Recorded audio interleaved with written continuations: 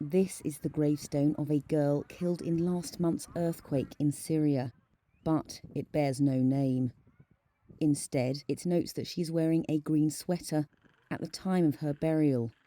Since the devastating earthquake on February the 6th, dozens of unidentified victims have been buried at this cemetery in the northern Syrian town of Jindiris. And caretaker Maysara al-Hussein hopes the description on the girl's stone may help at least one more person be identified.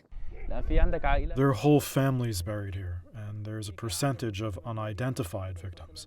Probably around 50, 60, or 70 people who were unidentified. They would sometimes take pictures of their faces. Other times, for this child, for example, they couldn't take a picture. Why? Because of disfigurement, or there's no one who can identify her. So we wrote down that she was wearing a green sweater, things like that. Hussein shows the images to people who visit looking for missing loved ones. Occasionally, he has managed to identify a person and guided relatives to their tombstone. But more often, he is unable to help and points them to other graveyards to continue their search. Local authorities have no figures for the number of people still missing since the earthquake, which killed thousands of people in Syria and tens of thousands in Turkey. In Jindiris, Intizar Sheiko is still waiting for news of her 12-year-old nephew, Mustafa.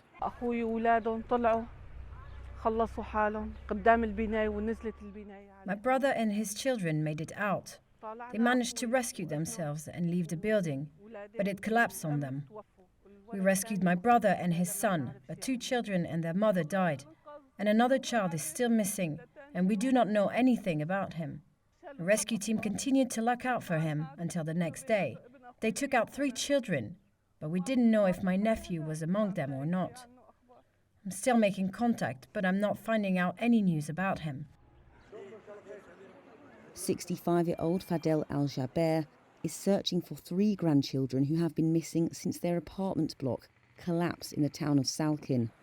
The bodies of their father, mother and 2 siblings were recovered, but there are rumours the other 3 survived.